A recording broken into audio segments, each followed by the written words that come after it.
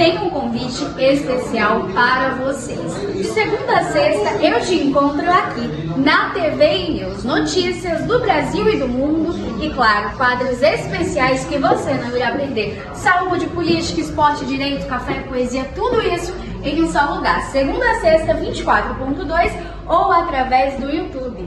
Vem ser TVI!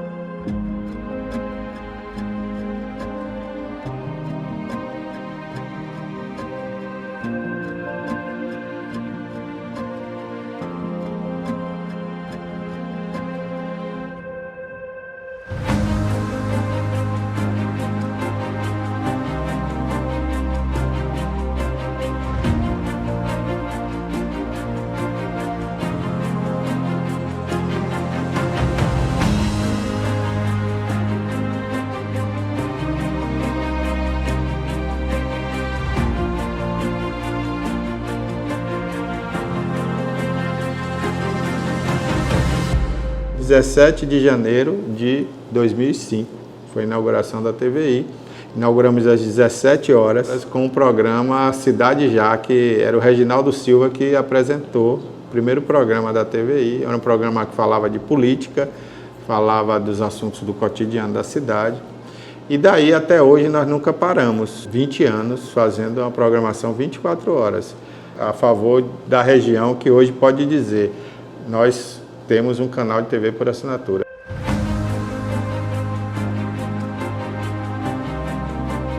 Agradeço muito a Deus, eu agradeço também a todas aquelas pessoas que passaram por aqui, vários profissionais. Quando você vê que o que você aprendeu, você conseguiu transmitir para alguém de alguma forma, e essa pessoa assimilou isso e virou um grande profissional, né? Eu me sinto realizado nesse ponto aí, fico muito feliz.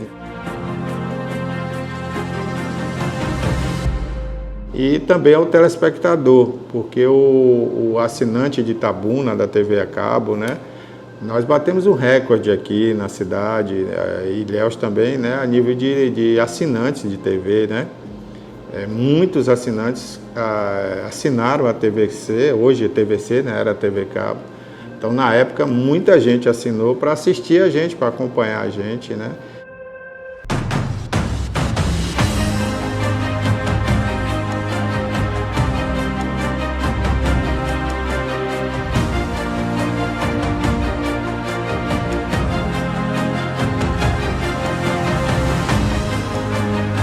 Então foi um recorde para uma cidade como Itabuna, chegou a um número muito alto e a gente ficou muito feliz. E repercutia tudo, e como repercute até hoje, tudo que a TVI faz, né? O público nos aceitou de uma maneira assim muito carinhosa e hoje a TVI é uma marca da cidade, é uma marca da região.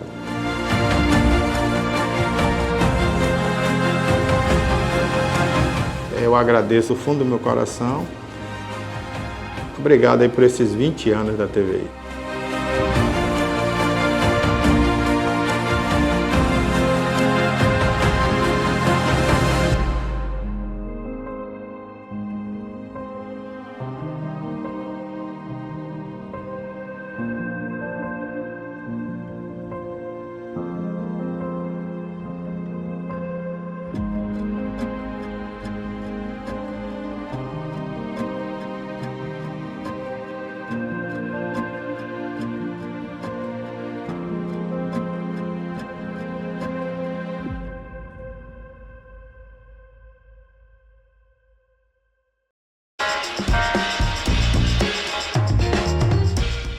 Aqui no estúdio conosco, ele que foi nomeado ao ouvidor nacional da Federação Brasileira dos Direitos Humanos. Se você de casa também tem alguma dúvida, pode deixar aqui nos comentários. Então a gente já tem aí esse comunicado oficial, compromisso com a justiça, equidade e direitos humanos.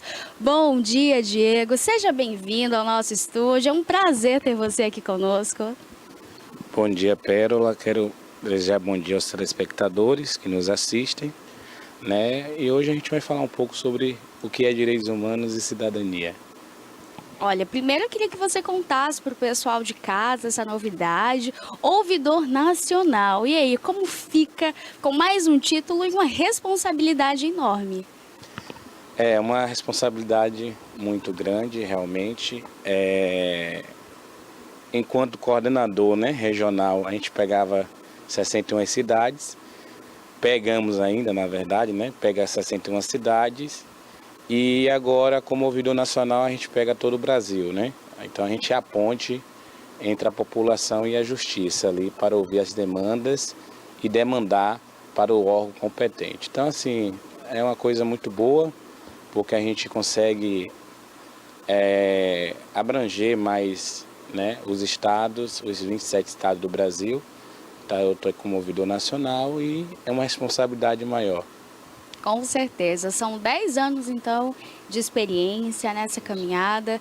Agora, Diego, quando surge essa paixão, essa vocação, eu diria até assim, um compromisso com a sociedade, né, em levar o direito, em trazer de fato essa justiça para quem é menos ouvido, para quem é menos favorecido? Surge quando eu tinha, segundo minha mãe, ela fala, inclusive eu quero deixar aqui um abraço, um beijo enorme para minha mãe e os meus pais, a minha família que está assistindo o programa. Surge quando eu tinha 10 anos de idade. Eu tinha um problema muito sério, que era, na época, a gente conhecia como assopro no coração. Então eu vivia desmaiando, problemas de saúde, e minha mãe disse, juntamente com minha tia Vanora, também está assistindo, que eu falei uma vez, eu quero crescer, quando eu crescer eu quero ser um delegado para eu poder combater esses problemas que vivenciamos no dia a dia, porque desde aquela época que a saúde pública, infelizmente, é um caos, né? Então, cresci, me formei em Direito, né? E daí em diante eu comecei a atuar como defensor dos direitos humanos. Depois do direito, fui nomeado ao título de delegado defensor dos direitos humanos. Então, hoje a gente atua, graças a Deus, hoje em todo o Brasil, e atua veemente combatendo essas violações de direito, que é um dos pilares, né, da Constituição, que fala que todos nós, todo ser humano tem direito à saúde, à educação, né, direito à moradia. Então a gente vem lutando por esses direitos. E assim, é uma demanda muito significativa e eu não deixo passar nada. Chegou até a gente dos direitos humanos, até a Federação Brasileira dos Direitos Humanos, e está sobre a minha competência. A gente vai para cima e aquilo que é para garantir, a gente está aqui para garantir, seja qual esfera. Eu geralmente costumo atuar muito na esfera administrativa. Então quando chega uma demanda, eu primeiro tento resolver na esfera administrativa. Contactuo, se for o caso de Secretaria de Saúde Municipal ou Estadual, a gente sempre faz essa ponte, tenta conversar. E, não resolvendo, aí a gente judicializa, né? A gente vai para a parte jurídica. Olha, Diego, 10 anos de trajetória, de tudo que vem acontecendo hoje no mundo, a sua atuação, ela trabalha ali fazendo essa ponte, esse contato, levando justiça. Agora, de tudo que já viveu, o que foi mais marcante para você na sua trajetória? Olha, se eu for falar das coisas que foram marcantes, uma hora não daria. Uma coisa que foi muito marcante, um caso que ficou muito marcante, foi em 2020, salvo engano, a data, eu acredito que foi no ano de 2020, quando eu resolvi desligar meu celular. Eu falei, nossa, é ligação toda hora, eu vou desligar o celular e descansar um pouco. E aí eu desliguei o celular. Quando eu liguei o celular, eu vi um monte de ligação. Quando eu retornei a ligação, a mãe já estava desesperada, chorando, porque na época da Covid, o UPA não atendia pediatria, né? Até hoje não atende mais pediatria. E aí essa mãe chegou com a criança de 3 anos procurando socorro. E a UPA simplesmente falou, aqui a gente não atende. Mas assim, o correto era acolher a criança, porque a criança estava passando mal, estava com um ataque verminose de verme. E eles nem cederam ali na época a ambulância para levar até o Manuel Novaes. Falou, não, vocês têm que ir para o Manuel Novaes. E aí eles não tinham condições de pegar ônibus, porque não tinha ônibus, os ônibus parou de circular. Eles não tinham condições de pegar um Uber ou uma 99 para ir, ou um táxi para ir até o Manuel Novaes. Eles abraçam a criança e vai com a criança andando até Manuel Novaes, chega lá e diz que não é o Manuel Novaes, que é a mãe pobre, né? Até então a maternidade mãe pobre. Então ficou esse ida e vinda, vai para lá, vem para cá, sem nenhum tipo de apoio, né? E essa criança veio a óbito. E quando eu tive ciência disso, eu chorei muito. Até na minha entrevista que eu dou, tá até no jornal, na G1, eu dou entrevista, eu me emociono, porque eu sou pai, né? Então, o que acontece? Quando eu ligo o celular e descubro essa situação, eu penso comigo, poxa, se eu tivesse atendido, de repente eu ligaria ou ia pessoalmente e garantia esse direito, que era direito à saúde, né? E isso deixou algo que marcou muito na minha história, porque por isso eu não deixo hoje mais meu celular desligado. Então, assim, qualquer ligação, qualquer pessoa que me liga, a qualquer horário, eu sempre procuro atender, independente de quem seja. Se for algo relacionado a garantir direito, eu de imediatamente vou ali e tomo as providências cabíveis. Então, eu sempre deixo algumas coisas de urgência, porque para mim, saúde é algo urgente, né? Então, isso foi o que ficou marcado. Depois, posteriormente, a gente judicializou o caso, né? Tá ainda... Os casos estão sendo analisados, né, pela parte da justiça. Outro caso também que ficou muito marcante, que eu dei até entrevista na época, foi uma mãe, eu não vou lembrar muito bem o nome dela agora, ela foi buscar no Manuel Novaes ajuda e lá eles negaram atendimento e aí eu tive que ir até lá. Quando eu cheguei, conversei com a diretoria do hospital, eles deram atendimento, deram alta para ela de imediato. Ela chegou em casa, teve o aborto espontâneo, porque eles tinham que fazer uma ultrassom, mas ela disse que ali não faria ultrassom. E nós sabemos que tem o aparelho de ultrassom, né? E mandou essa jovem para casa, essa jovem perdeu a criança, o filho, né? Então ficou algo assim que é marcante, marca a nossa história, né? E outros casos que marcam, né, no dia a dia, porque cada dia surge uma novidade, cada dia surge uma demanda e toda vez que surge eu sou muito ativo nessa questão de garantir esses direitos. Olha, tudo que você contou, né, dessas duas experiências, elas mostram de fato o que a população vive no cotidiano, Sim. no dia a dia, né? Quantas pessoas têm ali o seu atendimento negado, chega ao hospital, passa horas numa fila. Eu já vi casos, relatos de pessoas que chegam passando mal, e infelizmente depois que entra na sala do médico já está em uma situação muito difícil, muito grave, acaba morrendo. Outros que nem chegam ao atendimento, né? Infelizmente essa é a realidade hoje do nosso sistema de saúde. Direitos humanos, você como ouvidor, qual é a sua expectativa e principalmente o que você vê e pode mudar para ajudar essas pessoas? Porque diante desses casos onde você chega para dar esse apoio, esse suporte à família e garantir que os direitos deles sejam realmente vividos na prática, porque não adianta a gente ter os nossos direitos só em leis, na Constituição, e na prática, no dia a dia, a gente ficar à mercê, né? Ficar à mercê das coisas no geral. Então, hoje como ouvidor, esse contato com o público e principalmente com tudo isso que você já vem vivendo, vivenciando, o que você espera e tem feito para de fato melhorar, para de fato levar essa justiça e o direito das pessoas? A Federação Brasileira de Direitos Humanos, a qual eu sou ouvidor nacional, a gente faz um trabalho gigantesco, tanto no Brasil quanto fora, né? A gente temos vários outros membros.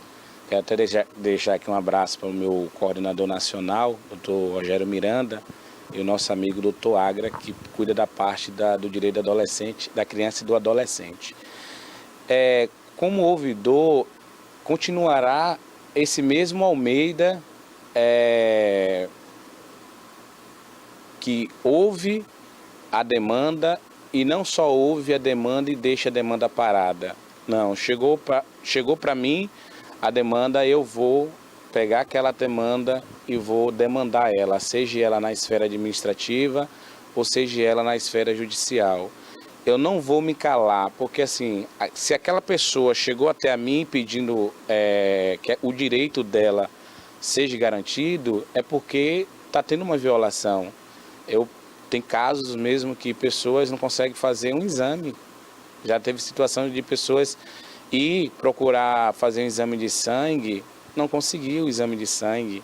E a gente fazia a intervenção e graças a Deus consegui. Uma ultrassom, uma tomografia, uma cirurgia. Recentemente eu estava na cidade de Ubatã e na quinta-feira ligaram para a irmã Beng, quero até deixar um abraço e um beijo aqui para ela, pedindo, né, um apoio na questão cirúrgica, que tinha uma mulher que estava internada no hospital há dias e essa cirurgia não saía. A regulação entendia, o regulador entendia, o médico regulador entendia que aquela situação ali era uma situação que era para ser resolvida no âmbito ambulatorial.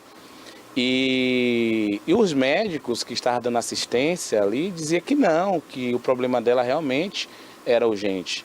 Ela estava com um mioma de 3 quilos e essa mioma pegava o estômago dela, empurrava o útero, empurrava o estômago, então ela não conseguia respirar, ela não conseguia ficar sem dor, né? A gente chegou até o local para ouvir também, a gente não chega para não, está tendo uma violação aqui, não, a gente chega também para ouvir o hospital, ouvir os profissionais, porque a gente tem também que às vezes, a maioria das vezes também tem os enfermeiros, tem os médicos que estão ali disponíveis, mas o município ou o local não tem as condições necessárias para dar o atendimento adequado para determinados pacientes.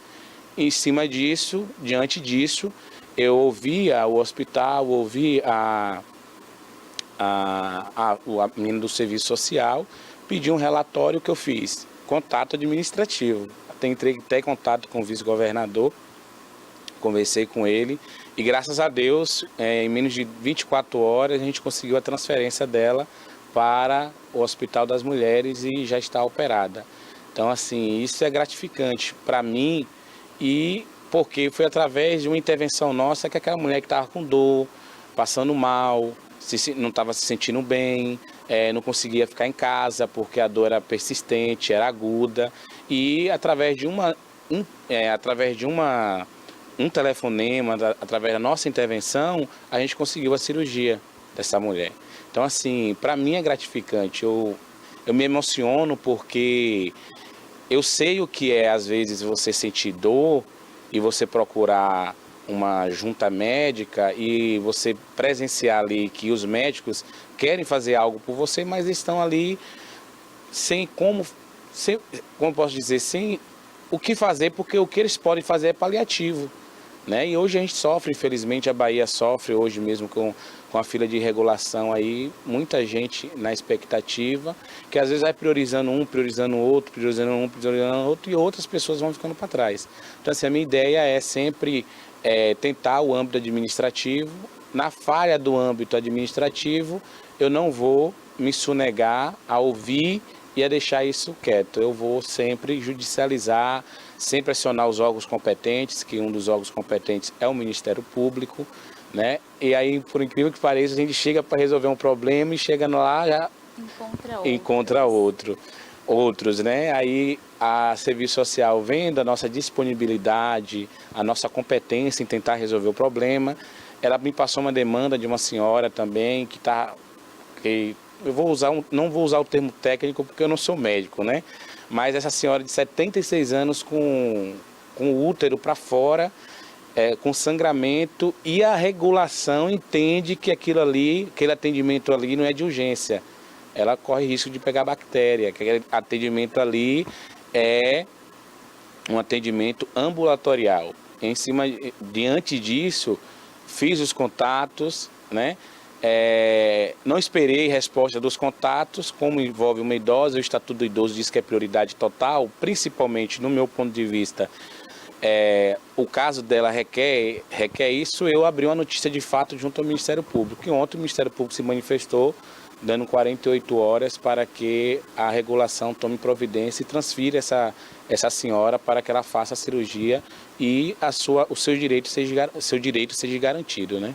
quantas vidas, né, são transformadas através disso, de entender que ali existe um problema, esse problema pode ser solucionado porque é uma garantia dos direitos daquela pessoa, daquele cidadão, e é nisso que entra a sua função, o seu papel. Então a gente...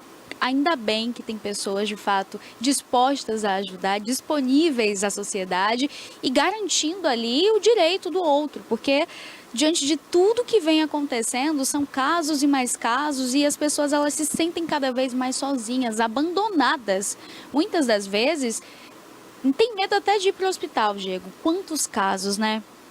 Olha o que você contou, um mioma com 3 quilos, uma dor insuportável. Um problema que poderia ser resolvido a tempo, mas que precisou desse mediador, do conciliador, que é o seu papel, o ouvidor, e chega ali para garantir esse direito. Então, a gente vê que, embora o sistema de saúde esteja abarrotado, seja um caos, o SUS, mas os nossos direitos, eles precisam ser garantidos. Então, que bom que você está aqui disponível para a população. Queria que você já deixasse seu Instagram para o pessoal de casa, olhando aqui para essa câmera. Olha para essa câmera aqui. Conta para o pessoal de casa já seu Instagram, onde eles podem te localizar para acompanhar também seus casos, entrar em contato. Pronto, o meu Instagram é delegado_Almeida DH. Lá vai ter o e-mail da Ouvidoria Nacional, você, qualquer demanda, qualquer denúncia, você pode direcionar para o e-mail e pode ficar tranquilo que é sigilo, tá? A gente não expõe nenhum tipo de denúncia. Quando a gente vai enviar a denúncia para os órgãos competentes, a gente sabe como fazer para que a pessoa não seja ali exposta e a denúncia seja sigilosa. Olha, Diego, um assunto que eu quero abordar, e a gente já conversou ali nos bastidores, violência contra a mulher. São muitos casos, eu particularmente, como mulher, trago essas notícias e isso me entristece. É uma triste realidade, as estatísticas só tendem a aumentar. Ainda essa semana tivemos aí diversos episódios e um deles marcante foi no Rio de Janeiro, um episódio que aconteceu onde a Miss Bahia ela foi jogada do 13º andar pelo namorado, o companheiro que já tinha 20 boletins de ocorrência prestado no nome, e a gente se pergunta, por que esse homem ainda estava solto? O que está acontecendo? E pior do que isso, Diego, já tinha uma denúncia de violência doméstica, cárcere privado. A gente vê tantos casos e a gente nem precisa ir lá em Rio de Janeiro, lá no Rio de Janeiro, para se lembrar desse. Tivemos aqui em Ilhéus a morte daquelas 3 mulheres, mãe, filha e a colega, amiga de trabalho que foram caminhar na praia e nunca mais voltaram. Triste demais e a população se perguntando, se questionando, querendo resposta como ouvidor. Principalmente quem exerce hoje um papel nos direitos humanos. O que você tem a dizer para a gente? Porque, de fato, a gente se vê numa situação como mulher, eu posso te falar isso, assim, de mãos atadas, com medo, assustada e se perguntando até quando e quantas de nós? Pérola, quando a gente fala sobre violência contra a mulher ou violência doméstica, né, que a gente pode tratar no âmbito da Lei Maria da Penha, a Lei 11.340 de 2006, a lei ela é muito boa. Se você pegar a lei e ler ela é muito bacana, ótima. A lei é linda, né? Mas às vezes eu me pergunto os executores dela, da lei. A gente, como ouvidor nacional, a gente tem que levar a demanda para o órgão competente. Então, quando chega uma situação para a federação, ou seja, para a ouvidoria nacional, ou seja, para algum outro colega, a gente sempre procura encaminhar aquela denúncia, encaminhar aquela pessoa, e não só encaminhar, pronto e acabou. A gente acompanha todo o processo, porque a gente vai cobrar se precisar cobrar de novo. Então a gente faz a denúncia, acompanha a pessoa, enquanto tiver ali a situação, a gente está ali acompanhando até uma decisão definitiva, né? A federação, ela adota o princípio de quê? Da informação, certo? E tem muitas mulheres, isso sirva, né, para você que está me ouvindo agora, você mulher, que ela vive em uma dependência emocional em um relacionamento. Então ela acaba aceitando tudo, porque ela depende emocionalmente de alguém, daquele ser humano, daquela pessoa, o marido, o esposo, ou seja, namorado. E também vive sobre ameaças, com medo de fazer o boletim de ocorrência. E aconteceu o que aconteceu com essa Miss Brasil, como você acabou de informar, de ser negligenciado, porque para mim isso é uma negligência. Então assim, quando chega essa demanda para a gente, envolvendo mulher, eu particularmente eu me preocupo de ir pessoalmente e pedir uma urgência na questão e uma atenção especial na questão que ali envolve. E graças a Deus tem tido êxito, né? Infelizmente eu não consigo abraçar o mundo, né? Eu não consigo pegar todos os casos, mas todos os casos que é provocado, que vem até a mim, eu, como um ouvidor da federação, eu tomo providência imediatamente. Tem situações que às vezes eu estou de férias, eu estou de licença, e chega a situação, às vezes eu nem passo para outro colega. Eu vejo que a situação é grave, eu tomo providência de imediato. Uma situação aconteceu recentemente, para você só entender, no hospital de base. Eu cheguei no hospital de base para ajudar uma outra pessoa. Ao chegar lá, o pessoal me chamou, falou: doutor, olha para essa mulher aqui. A mulher tinha apanhado a noite toda do marido, apanhou de facão, o olho dela estava roxo de tanto apanhar, e a mulher não queria denunciar o marido. E o marido estava lá fora querendo entrar dentro do hospital para querer falar com a mulher. E aí o que acontece? Eu falei assim, ele está aí ainda porque ele pode ser conduzido. Independente se ela quer denunciar ou não, estamos presenciando um crime que acabou de ser cometido. Né? E ela dizia que não poderia fazer a denúncia porque mora em uma periferia, né? Em uma comunidade, e a bandidagem, né? Utilizou esse termo, poderia pegar ela, fazer alguma coisa, que infelizmente também isso acontece muito.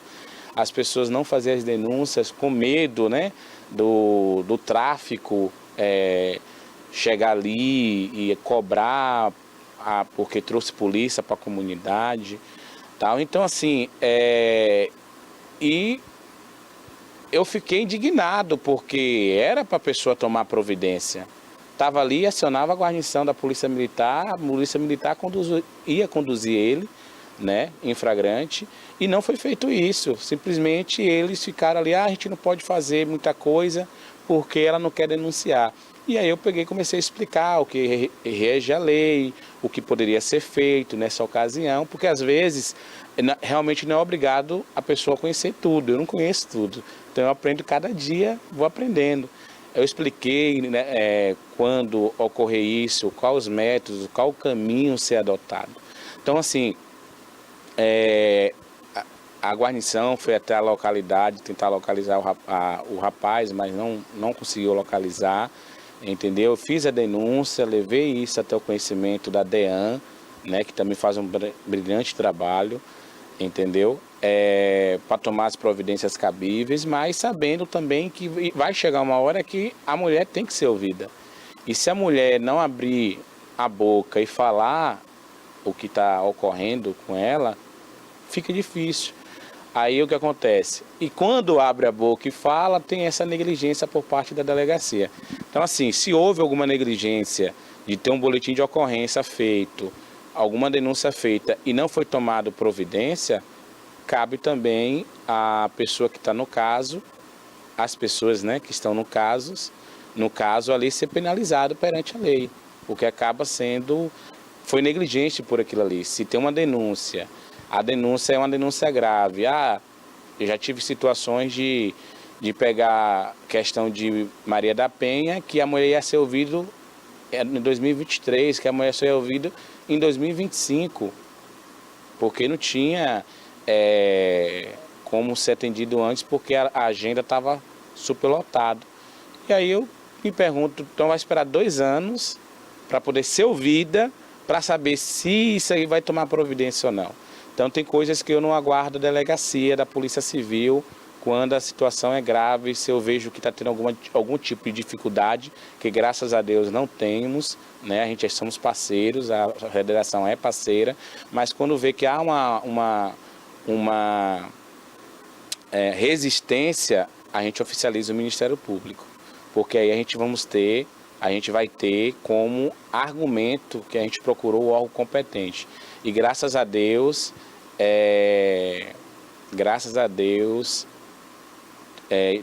nós da federação temos tido êxito nesses caminhos que a gente trilha perante a lei, perante essas demandas. Então, assim, o que eu quero dizer é que essas mulheres que estão sofrendo, né, vão até a delegacia, façam o boletim de ocorrência. Está demorando? Já tem o e-mail, já tem o meu Instagram, pode me contactar que eu vou ser a ponte entre você e a justiça. A gente vai procurar saber da delegacia, o que está ocorrendo, o que está acontecendo, né? Vamos procurar saber do judiciário, do Ministério Público. É um caso até mesmo, voltando até para uma outra situação, o caso do Alexandro, que foi morto em 2021 e 4 anos e sem resposta, né? 4 anos sem resposta. E os familiares fazendo protesto na rua aqui em Itabuna, e a situação chegou até para mim e eu não me eximo de tomar providência. Ele foi vítima de homicídio, era um homossexual, entendeu? E aí o agressor, ou o assassino, o suposto assassino, o assassino na verdade, se encontra ainda em liberdade quando ele teve a liberdade dele ceifada. Então a gente sempre procura meios para provocar o órgão competente, que o órgão competente aqui seria o Ministério Público. Olha, esse caso do Alexandro, a gente já recebeu a irmã dele aqui, a Eliane, ela contou pra gente. Inclusive, ele fazia ações sociais, era uma pessoa muito do bem, ajudava a população, muito querido também no bairro. Quando eu escutei esse caso também, eu achei assim chocante, revoltante, principalmente porque a família sabe já onde ele está, que é em São Paulo, já tem ali algumas informações e nada foi feito até então, né? Mas eu quero deixar algo para tranquilizar. Então as coisas agora estão caminhando, né? Vamos ter surpresa sobre este caso.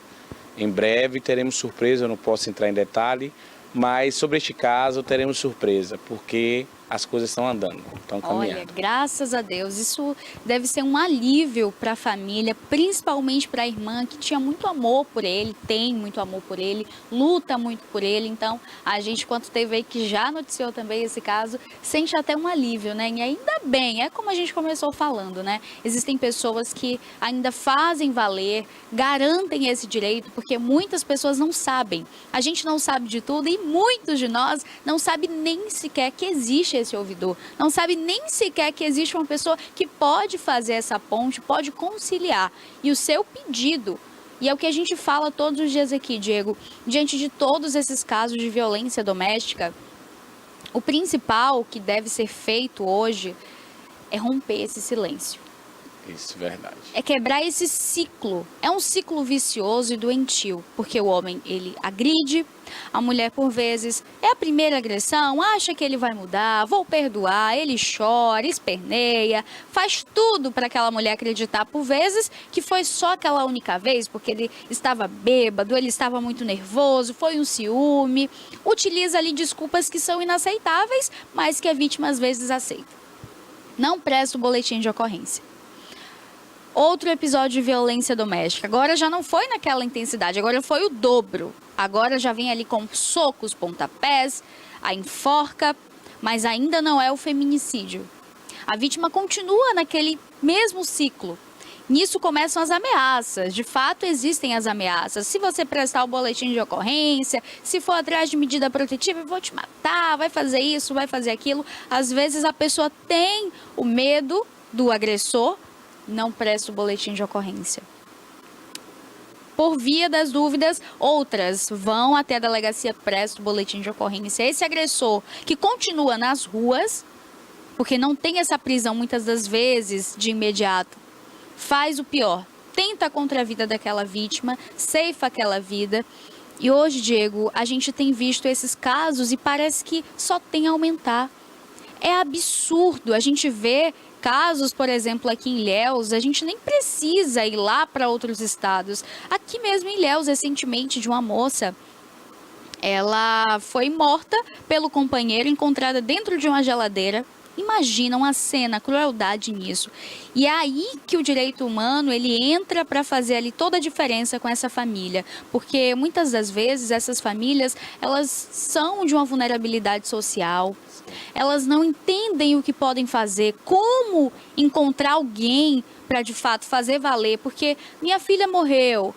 O pai acha que ali já acabou, não tem mais o que fazer, porque por vezes essa pessoa foge da cidade, vai para outro estado. Nesses casos, por exemplo, onde sai de um estado para o outro, ou a família que perdeu um ente querido, Diego, o que fazer nesses casos? Ainda de violência doméstica, o direito pode continuar, a lei continua a valer? Sim, sim. Se concretizou, vamos dizer, o feminicídio, né? Como a pessoa morreu, a mulher morreu, não é que porque ela fala morreu ali que você tem que, não, morreu mesmo, acabou e já era, não. Tem que prosseguir com a denúncia, haverá uma investigação, né? Seria muito bom que você, pai, mãe, filho, né?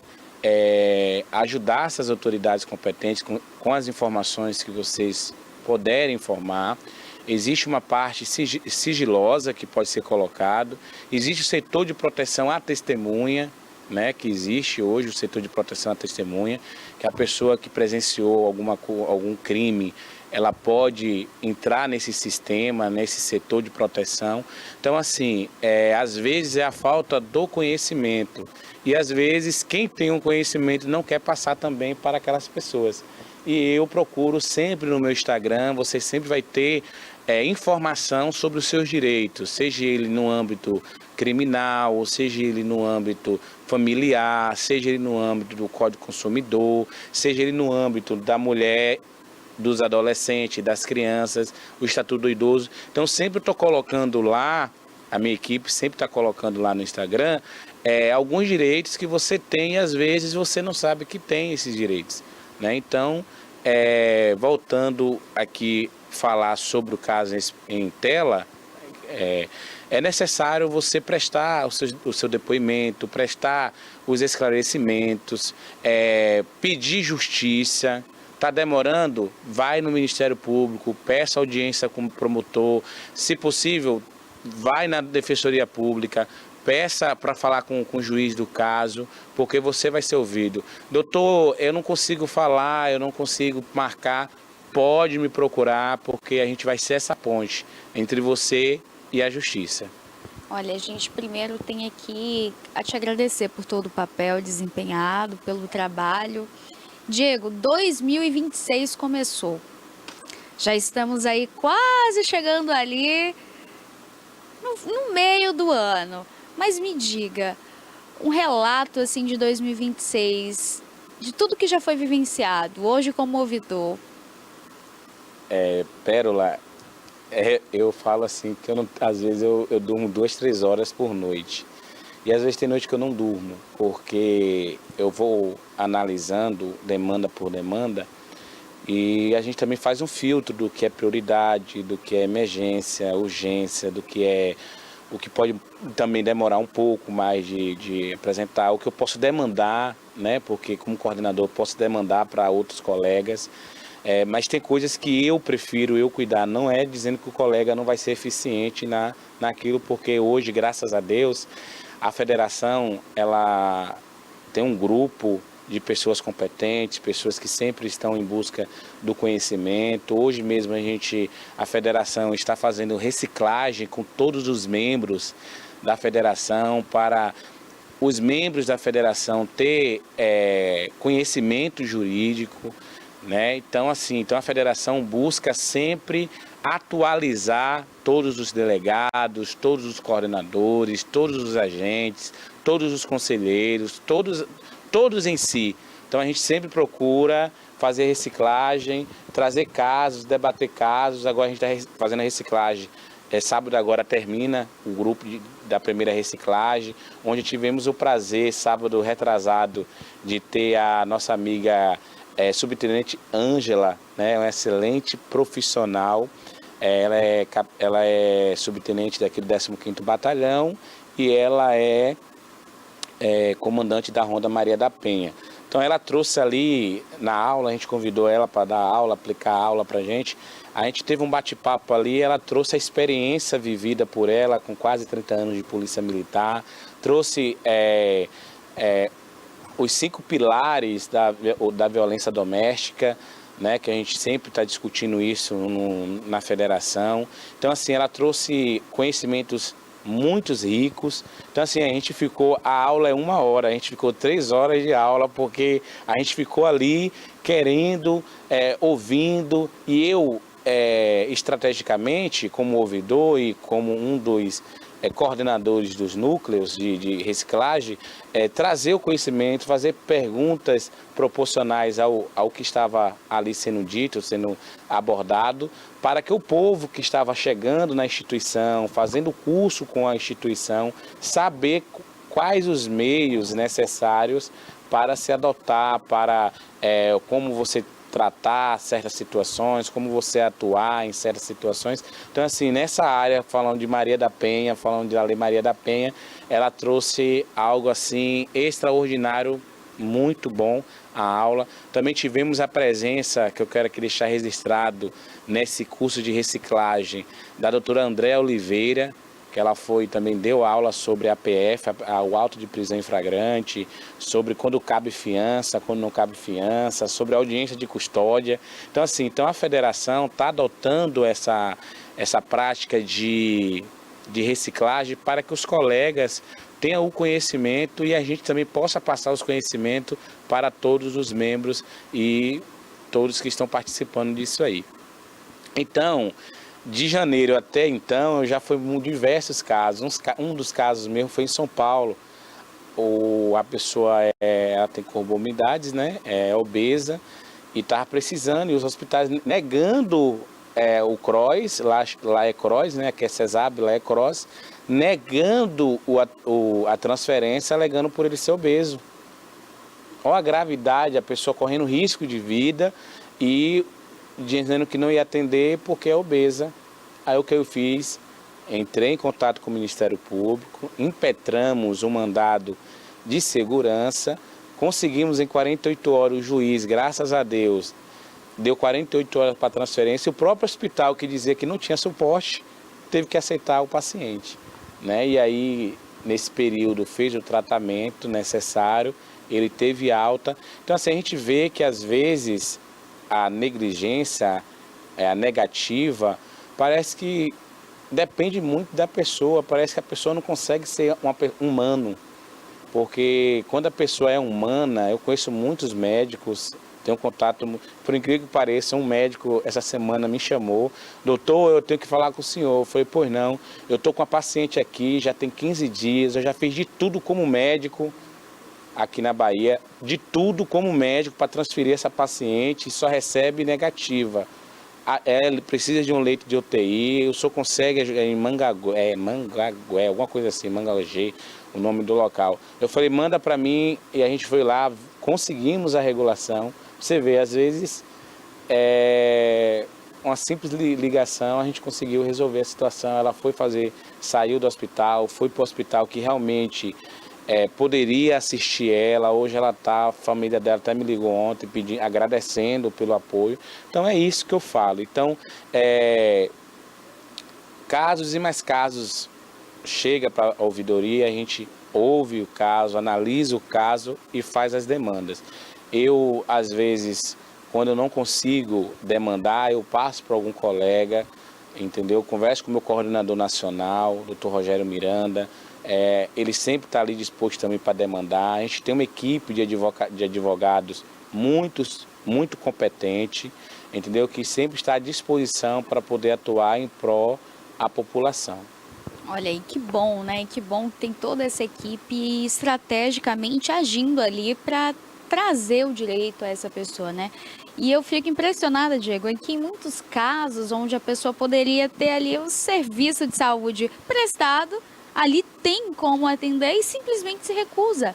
Sabe qual que é a minha maior indignação, Pérola? Eu vou até olhar aqui para a câmera para essas pessoas assistir e ver qual que é a minha maior indignação. Minha maior indignação é quando a gente, isso aí acontece comigo, viu? Vai até o poder público, seja ele o prefeito, seja ele o vereador, às vezes porque a gente também conversa, né? E a gente ouvir do gestor ou do legislador que pode até ajudar, mas eu tenho que me comprometer em apoiar eles em uma eleição futura. Isso para mim é de se indignar, porque eles foram eleitos para garantir, para ser a voz do povo, falando do legislativo, para garantir a voz do povo, para que o povo tenha a sua dignidade, para que a população tenha seus direitos.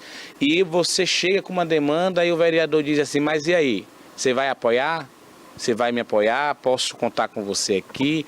Entendeu? E eu olho para a cara do cidadão ou da cidadã e eu fico indignado porque eu estou levando ali uma demanda de alguém que talvez até votou nele ou votou nela, entendeu? E eles querem que eu me comprometa a apoiar eles ali. Não, você vai ter que a partir de hoje apoiar a gente. Eu não vou falar a cidade, mas teve uma época que eu fui pedir um apoio a um presidente da Câmara, que ele falou o seguinte, ele falou o seguinte, ó, eu posso apoiar, mas durante 30 dias o senhor vai ter que entrar no Instagram do prefeito e parabenizar o prefeito. Tudo que o prefeito postar, você vai parabenizar. Eu falei, eu não vou fazer isso, porque se o prefeito fazer algo bom, bacana, independente de partido, eu vou parabenizar, eu vou criar uma nota parabenizando. Agora, se ele também estiver errando, eu vou criticar, porque esse é meu direito, entendeu? Eu não posso chegar ali para você resolver questões para que você foi eleito, eu chegar ali e ter que ficar parabenizando o prefeito. Às vezes o prefeito não está concluindo, não está ali fazendo o que tem que ser feito, eu vou ficar parabenizando por causa de política. Então, assim, eu não vivo politicagem, essa questão de eu vou fazer aqui por causa da política, não. Se você esperar isso de mim, você está esperando da pessoa errada. Se a gente não conseguir resolver no âmbito administrativo, eu vou judicializar a situação. E que bom, isso é algo que deve ser falado, sim, né? Porque diante de tudo que a gente vive, muitos desses problemas o legislativo poderia resolver. De fato, esse é um ponto, assim, importante a ser citado. Então, que bom, Diego, que você faz essa diferença, que bom que você consegue filtrar e permanecer com seu caráter, com sua personalidade e levando direito a essas pessoas sem se corromper. Porque é muito fácil hoje a gente estar de dentro de casa e só ficar criticando. O pessoal que tá lá, não, mas aí tá errado, tá isso, tá aquilo. Quando chega na veja, que vai fazer se corrompe. E aí? Aí continua o mesmo ciclo. Aí a pessoa, né, Diego, olha de cá, mas esse caso aqui tá demorando, e aí o que eu faço? Não, procura Diego, procura o delegado Almeida, entre em contato para você entender sobre aquele caso, conta sobre o que aconteceu, denúncias, um ponto que você falou também sobre o programa de proteção à vítima, a pessoa que está ali denunciando algo, como que funciona isso? O programa é o seguinte, o programa é quando, vamos se dizer aqui, ela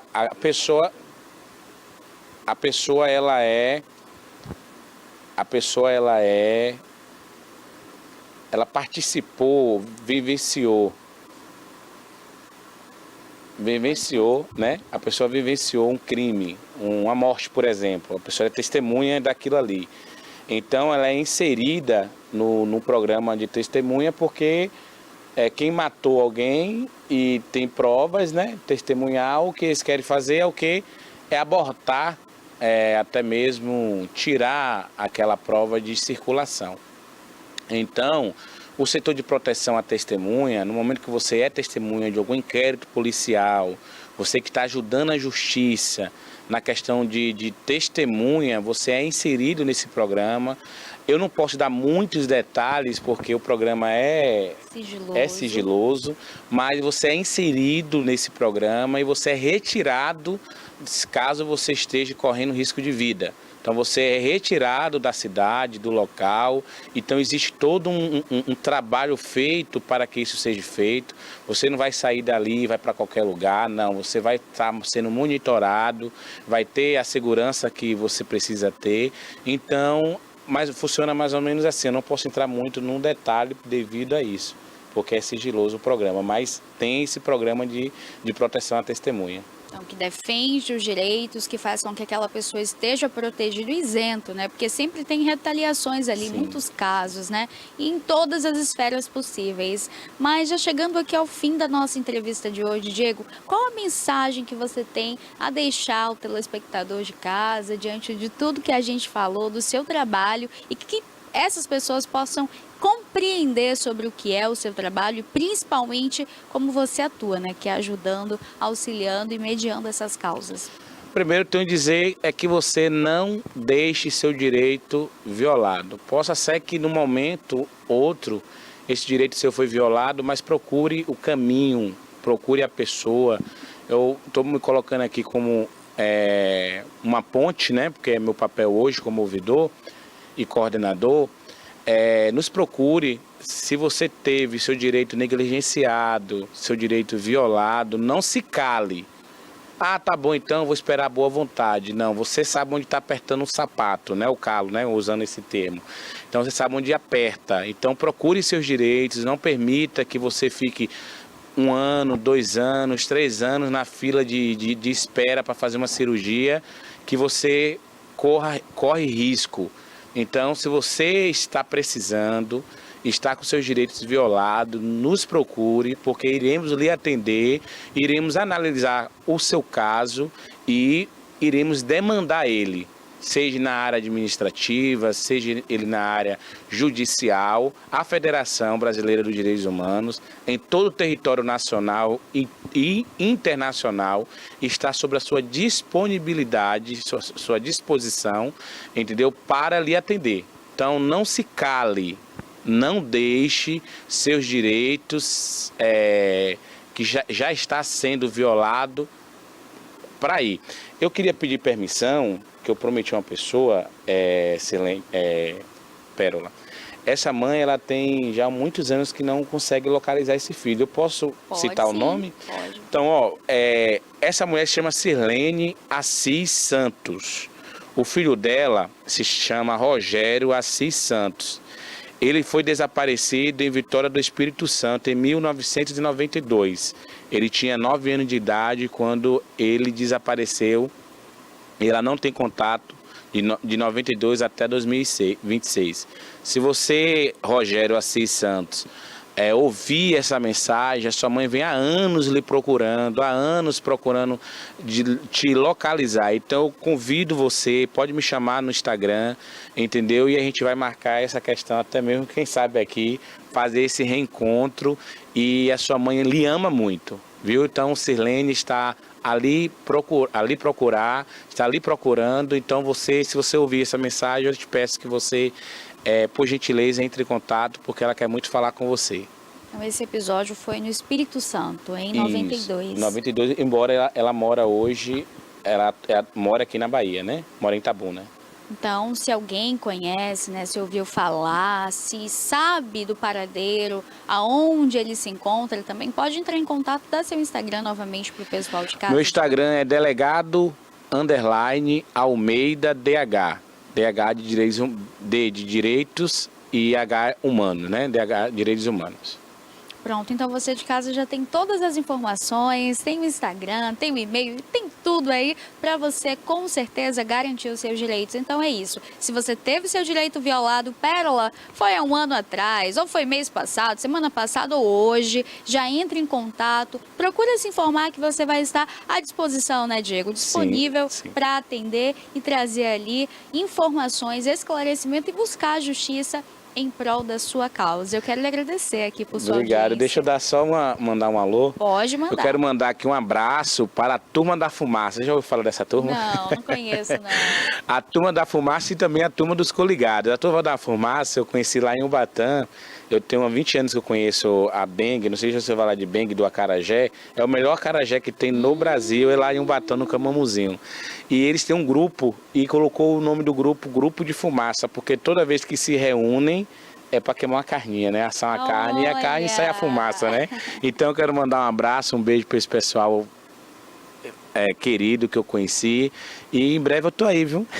Isso mesmo, ó, churrasco, coisa boa, né? A galera se reúne ali, imagina que deve ser uma turma boa, então fica esse abraço aí para toda a turma. Você tem mais alguma mensagem pro pessoal de casa? Só mesmo agradecer a Deus por essa oportunidade, lhe agradecer também por essa oportunidade de me chamar, vir até aqui para falar um pouco sobre direito. Eu costumo dizer, direito humano não consegue se resumir, né, em pouco tempo. E agradecer a Deus, primeiramente, por tudo, agradecer a minha mãe, meu pai, minha família que estão assistindo o programa, né? Se eu sou o que eu sou hoje, primeiramente Deus, segundo vocês que apostaram e acreditam na minha competência, e é isso aí.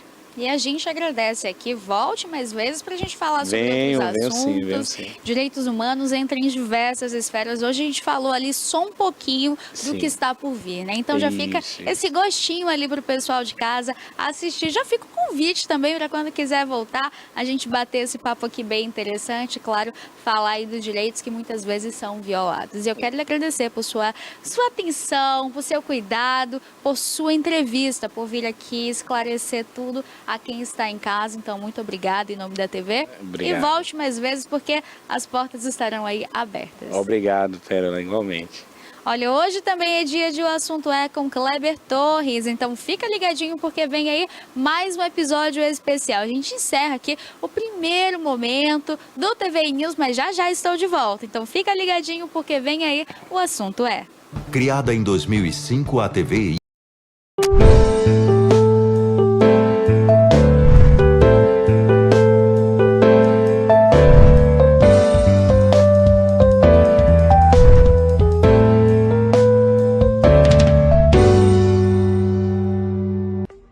Este conteúdo é uma obra independente. Seus comentários e opiniões são de responsabilidade dos seus idealizadores, não refletindo pensamentos e opiniões da emissora TVI. Estamos recebendo hoje o médico e político Renato Costa, médico há mais de 50 anos e que também tem uma destacada atuação na militância política em Itabuna. Recentemente ele foi homenageado pela Assembleia Legislativa. Como foi essa homenagem, Renato? Inicialmente eu quero saudar você, agradecer a honra desse convite de vir aqui nesse seu programa. O assunto é. Então o assunto é, você já disse aí, que vai ser um pouco de política e de medicina, né? Bom, foi para mim uma surpresa. Fui indicado pelo deputado Fabrício Pancadinha. Ele, é uma prerrogativa do deputado indicar uma pessoa, né? E o que mais me honrou também é o fato de ser indicado e ter sido aprovado por unanimidade pelos deputados. Às vezes tem disputa, aparecem dois nomes e o meu foi por unanimidade. Isso inclusive Levi Vasconcelos colocou na tarde, assim, né? Colocou isso, me honrou muito, né? Eu acredito que a minha passagem lá pela Assembleia, eu tive 2 mandatos. Aprendi muito naquele tempo. Primeira coisa, uma das coisas boas que eu aprendi lá é conviver com o contraditório. Isso é importante na vida, como uma história de vida. Você aceitar o diferente, o que pensa diferente de você, não é inimigo. Né? Infelizmente nós estamos hoje no Brasil assim, muito polarizado e calcificado, no caso. Polarizado, calcificado, e como se você tivesse um inimigo, porque pensa diferente de você, né? Isso é terrível, né? Isso é terrível. As pessoas têm o direito de pensar, e você tem o direito de discordar. Então, essa coisa do contraditório, saber conviver, isso é uma lição de vida, não é somente no Poder Legislativo. Então, acredito que quando eu passei por lá, era da oposição. Passei... No regime militar ainda, né? Não, já foi, não. Já tinha sido abertura? Já né? tinha, já estava. Mas a política do carlismo, né? de ACM, que era durão, assim, adversário para ele não tinha essa coisa de... Mas a gente conviveu, eu convivi com os governistas, nós éramos minoria, convivi bem com ele, respeitava e era respeitado. E aí você cria até amizades pessoais, de pessoas que você divergia politicamente, né? Então essa foi a grande lição da Assembleia. Eu falei isso lá no meu discurso e falei sobre isso. E outra coisa é que a minha passagem pela política, embora não foi um período muito longo, né? Foram 8 anos lá no mandato, representando aqui a região cacaueira num momento difícil. Foi uma crise parecida com essa agora. Preços baixos, estiagem prolongada, crise internacional e o plano real chegando, foi em 94. Quer dizer, uma mudança grande. E ainda os efeitos da vassoura de bruxa, que também tinha dizimado a plantação. A vassoura de bruxa foi quando se deu conta, porque a vassoura de bruxa já existia, mas a região não tinha se dado conta, achava que aquilo era uma coisa... Quando alastrou, exatamente nesse período, de 94 para 95, foi quando eu cheguei lá. E meu grande trunfo lá foi conseguir criar uma comissão especial do cacau. E houve dificuldade, porque precisava de 21 assinaturas e o bloco da oposição só tinha 17. Então eu saí conversando com todos lá, com as pessoas, e conseguimos emplacar a Comissão Especial do Cacau. Alguns diziam assim, já tem a Comissão de Agricultura, para que a Comissão do Cacau? Então vamos fazer também Comissão do Café, Comissão da Soja. Aí eu dizia assim, olha, café e soja não estão em crise. E o cacau é mais do que uma crise. Eu chamava tragédia do cacau. Agora a gente pode dizer que nós estamos também atravessando essa tragédia. Agora você foi deputado 2 mandatos, foi vice-prefeito numa das gestões de Fernando Gomes. Foi, na segunda gestão. E foi candidato a prefeito de Itabuna em 92, 96 e 2004. Foi, disputei 3 vezes. Itabuna, tem um dado de Itabuna que eu sempre falo no meu programa, porque eu gosto de Itabuna também, e tem uma visão crítica da cidade. É a 161ª cidade do Brasil em população. Até aí é ótimo. Quando você vai para o PIB, hoje é 27.995, que era 20 mil. Ele melhorou um pouco essa posição. Nós somos 2.986 no Brasil, em 570 municípios, 5.570 municípios, nós somos 2.986 e éramos 3.198. Na Bahia, nós somos o 47º PIB em 417 municípios. Éramos 63 antes de 2003, quando saiu esse novo PIB. E na região, que é a região que Itabuna é polo, nós somos o segundo, ficamos atrás de Ilhéus. E a cidade perdeu 10% da população no último censo. Éramos 210 mil habitantes, caiu para 176, 180 mil habitantes. O que você vê por trás disso aí? Que crise Itabuna vive para ter esse índice baixo de PIB, de rentabilidade da população? Porque 39% da população vive de Bolsa Família. Esses números são estarrecedores. Alguns deles eu não estava atualizado, não conhecia, mas a gente fica assim estarrecido em ver essa tragédia que nós estamos vivendo, a tragédia econômica. Você anda em Itabuna, no centro, nos bairros, o que você vê de avisos vendendo os imóveis, vende-se, aluga-se. Na Cinquentenário, um imóvel na Cinquentenário, para se alguém abrir um negócio, pagava a luva, né? Eu comprava o ponto. E hoje está lá tudo sobrando, vendendo. E aquelas que conseguem alugar, o aluguel caiu também de preço. Então é uma tristeza você ver hoje. Um comerciante da Paulino Vieira me disse aí outro dia que no ano passado, em 2025, fecharam 14 lojas na Paulino Vieira. 14 lojas, não sei quantas vão fechar ainda esse ano. Há poucos dias eu conversando com um comerciante ali da Cinquentenário, ele me disse, olha, que vai fechar. Não está dando retorno. As despesas, pagando impostos, despesas. Então, eu vejo isso com muita tristeza. E outra coisa, a gente não vê ações assim para melhoria, e não vê uma luz assim no fim do túnel. Uma articulação entre o poder público, iniciativa privada e a própria comunidade é omissa, indiferente, parece que está tudo bem. Exatamente, é isso a gente fica, assim, a apatia das pessoas. E, não sei, a cidade de Itabuna está uma cidade, tem até um amigo nosso que faz umas brincadeiras dizendo que no futuro Itabuna pode ser a Simões Filho de Ilhéus. Simões Filho, aquela cidade perto de Salvador, né? Uma cidade assim mal arrumada, assim, né? Ele diz isso.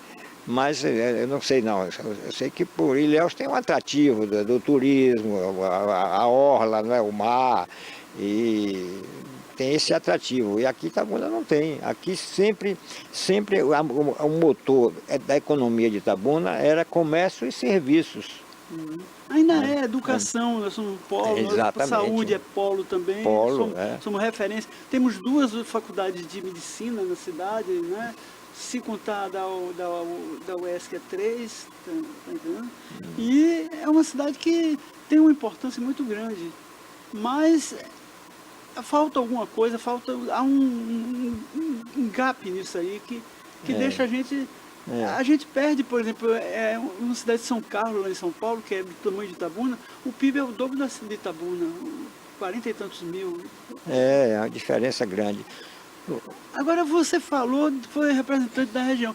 A região teve 2 representantes na Assembleia Legislativa, que foi Antônio Menezes e foi Daniel Gomes. Eles deixaram na Constituição Baiana a previsão de Itabuna e Ilhéus, que são rivais e são irmãs ao mesmo tempo, como uma região metropolitana. Região metropolitana está na Constituição do Estado. O que empatou até hoje o andamento disso aí?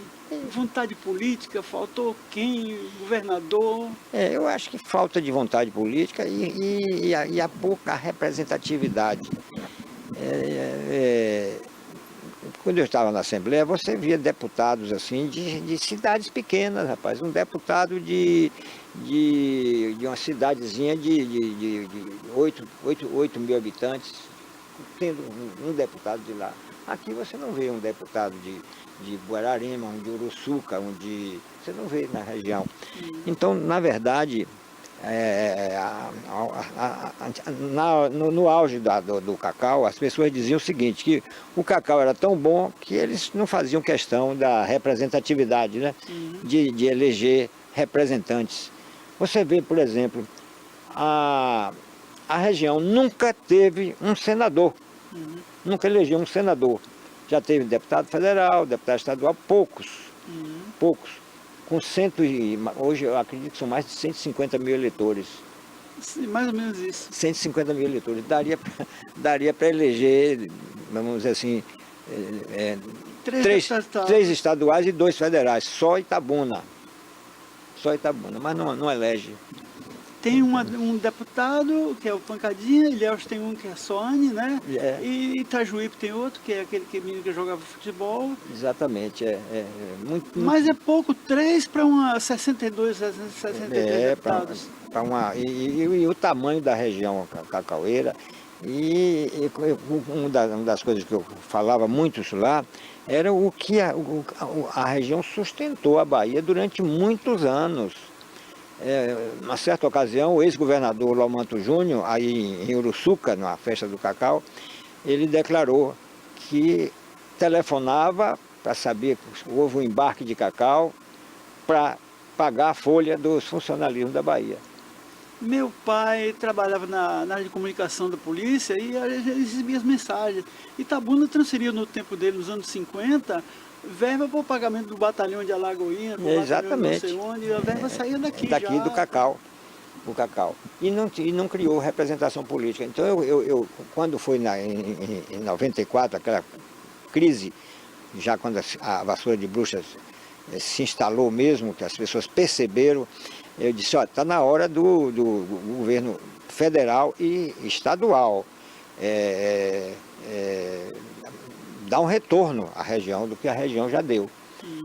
Essa foi a cobrança que eu fiquei lá fazendo até o último dia. Que tivesse e algumas coisas teve o financiamento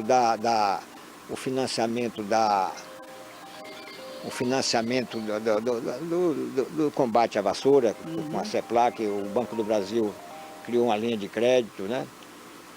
E isso tudo foi conquista, né?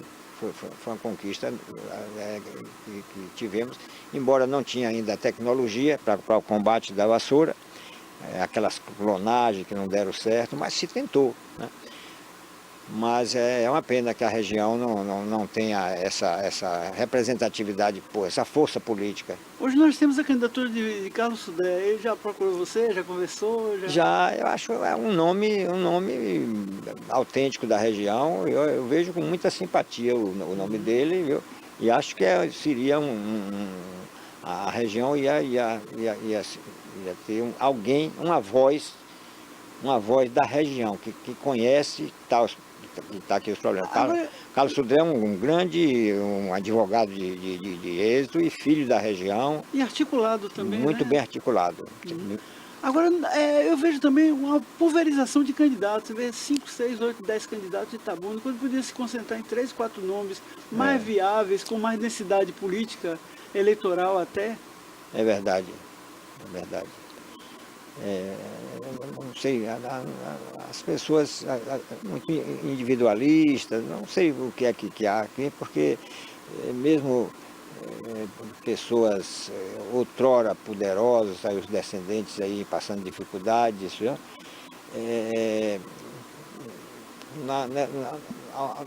como resultado dessa crise, o Adelino Kfouri, saudoso Adelino Kfouri, me disse que estava trabalhando num livro retratando algumas famílias outrora poderosas e que hoje, em plena dificuldade financeira, dificuldades assim, faltando coisas básicas, né? E isso que a gente chamava a tragédia do cacau. No ápice dessa tragédia, até pessoas se suicidaram, inclusive. Teve suicídio, outros entraram no alcoolismo, em drogas, isso, né, por desespero.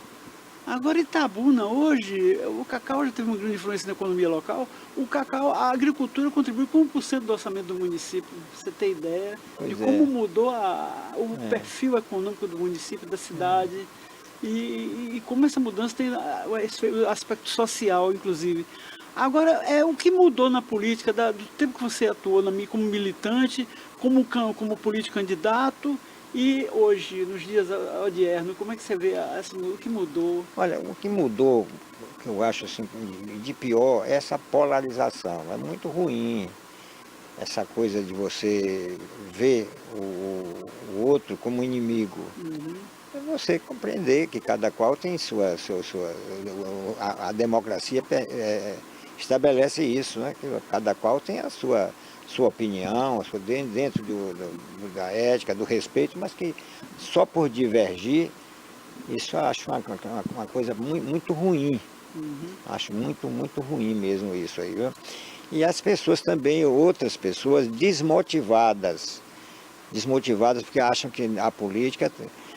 já no imaginário das pessoas, houve até um cientista político que escreveu até um livro sobre isso, né? Foi Lamonnier? Acho que foi Lavareda.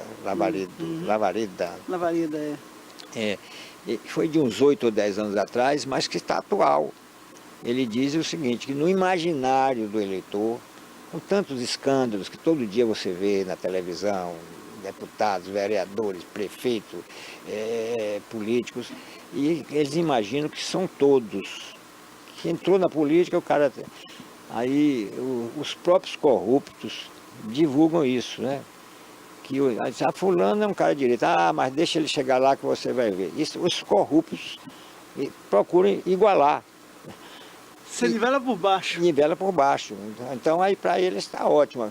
Quer dizer, o cara que é corrupto não vai ter problema com ele de dinheiro para a campanha, né? E o cara que é direito, ele não vai ter o dinheiro da campanha que Agora eu acho que falta também a discussão de propostas e projetos, né? Projetos para o país, para a região, para o estado. Exatamente.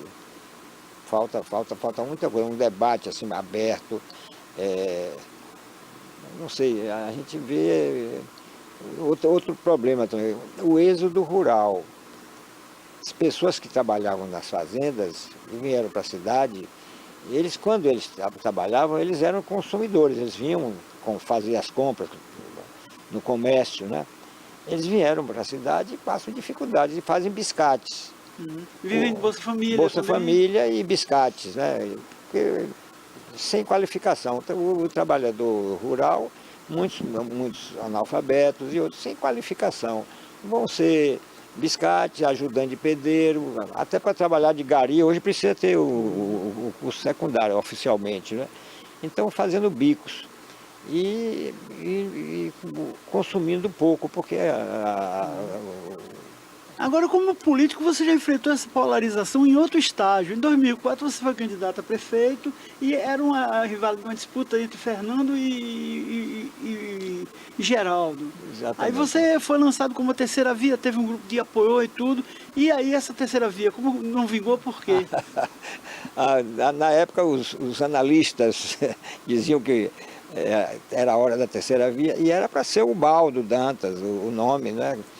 Que ele tinha sido vice-prefeito de Geraldo e eles se desentenderam também, e o Baldo seria o nome, mas não foi possível que o Baldo fosse, ele não quis, houve assim, a resistência na família dele, né, de que ele não se candidatasse e terminou sobrando para mim.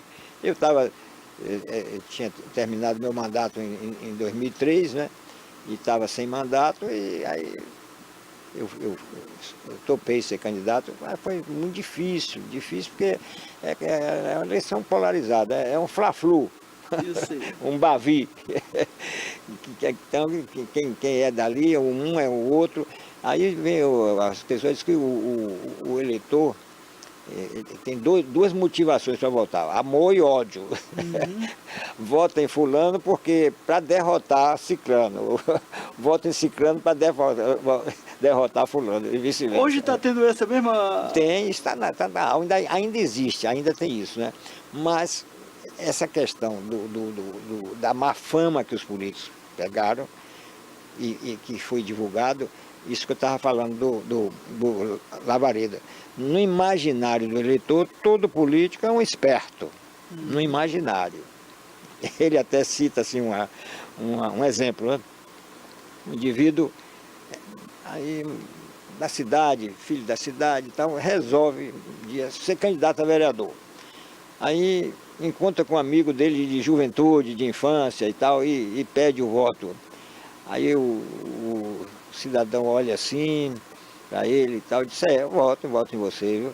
Aí no imaginário, no imaginário, ele disse assim, eu voto, ele se elege, ele vai se dar bem, eu quero o meu logo agora. E aí apresenta a demanda. Se ele der ou não der, esse camarada vai, a todos que pediram o voto, ele vai dizer isso. E a política melhorou ou piorou de qualidade nesse período? Piorou. Porque tinha aquelas pessoas que tinham assim aquela coisa, aquele fervor, não é? Era daquele lado.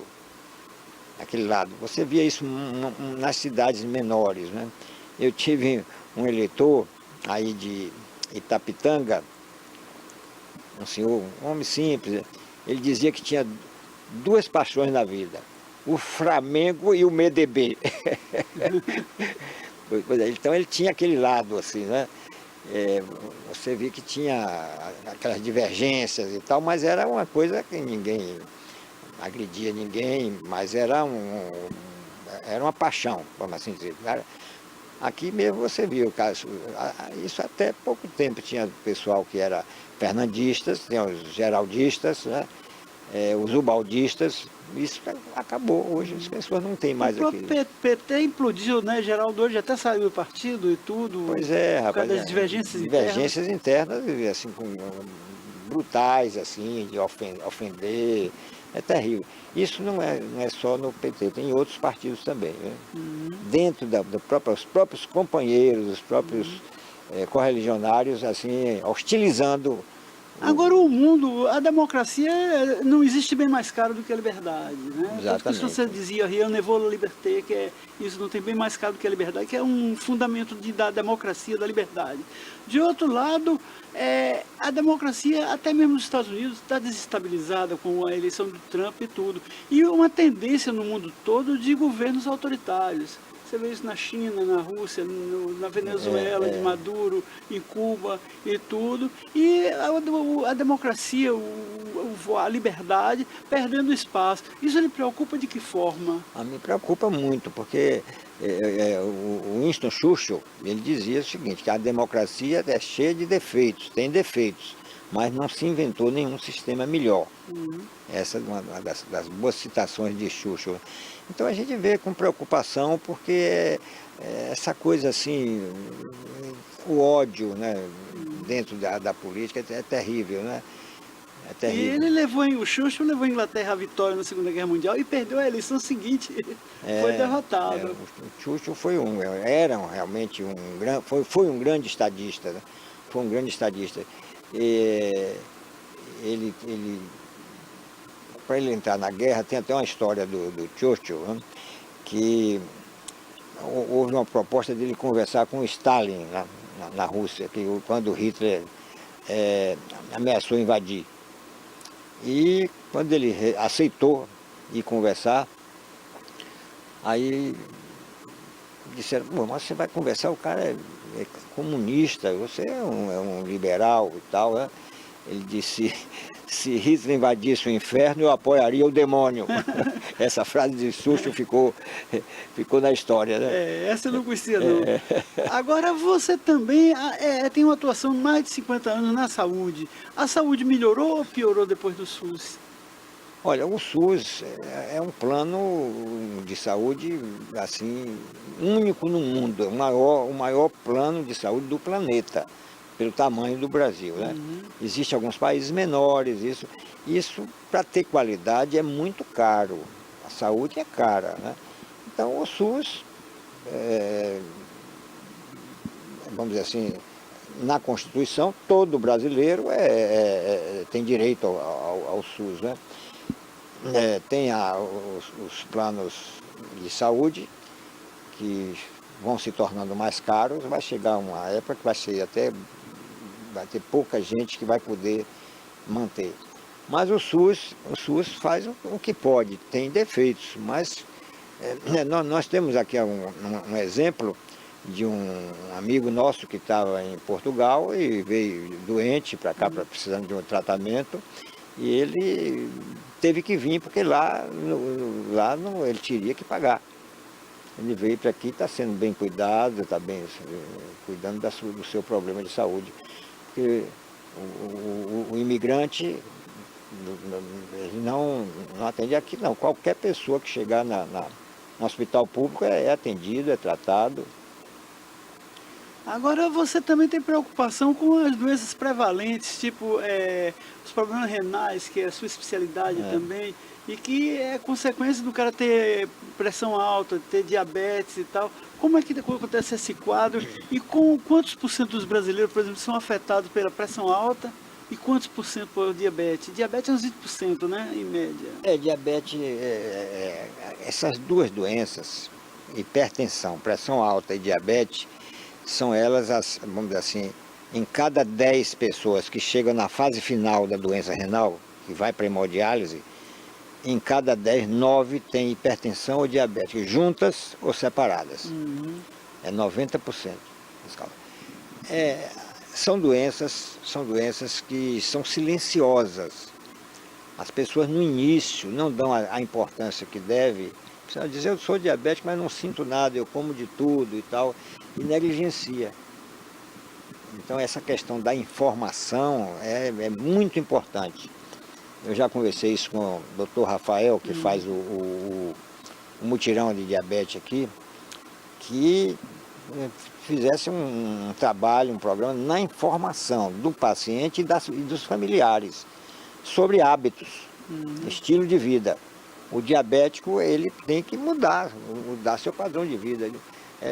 Caminhar, comer menos gordura, né? Exatamente, são o estilo de vida.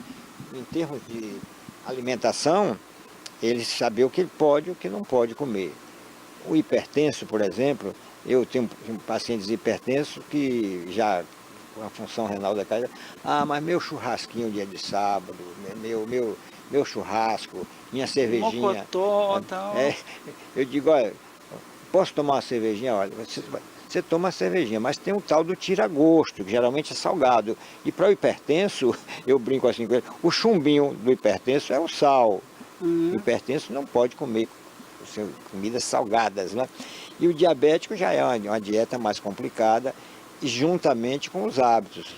Não ficar sedentário é o estilo de vida. Você tem que mudar o estilo de vida. Quem faz isso, se preserva mais. Se preserva. Tá? Renato, infelizmente, o nosso tempo é um pouco limitado, porque nós temos tempo de espaço na televisão. Que mensagem você tem para o itabunense para 2026? Olha, a mensagem que eu dou é que 2026, eleições. Esse ano, eleições. É quando vai se escolher um prefeito, né? É ter cuidado com avaliar aquele que você vai votar, avaliar se aquele que você vai votar merece seu voto, se o que você votou cumpriu com o que se esperava. Então é isso, o voto é uma oportunidade que você tem, que a democracia permite, né? Você escolher. O cara fala mal do prefeito, A, B e C, mas ele está lá pelo voto, pela maioria. Então as pessoas deviam antes, não pela beleza, não pelo favor, não por isso, mas se aquela pessoa realmente é o prefeito que a cidade precisa, que ele fez as obras que a cidade necessitava, de primeira necessidade. Não só obras, mas cuidar das pessoas. Cuidar das pessoas, da saúde, da educação, do transporte, da limpeza pública, essas coisas todas que dão qualidade a uma administração. Não é só obra, não é só cimento e areia que qualifica o gestor público. Renato, muito obrigado. Agora, como é fim de semana e sextou, um filme, O Estrangeiro, ele é baseado na obra de Albert Camus, que é considerado uma obra-prima, inclusive, de François Ozon, com Benjamin Voisin e Rebecca Mader. É a história de um francês que mata um árabe e acaba condenado à pena capital. O importante do filme são os diálogos, que são fundamentais para a compreensão do ouvido do espectador. Já um livro, Máscaras do Narrador, ficção, antificção e autobiografia na obra de Salviano Santiago, entre 61 e 1998, de Ana Maria Bulhões de Carvalho, é uma obra interessante que merece ser lida e até estudada pelos especialistas em literatura e teoria literária. Bom final de semana para todos.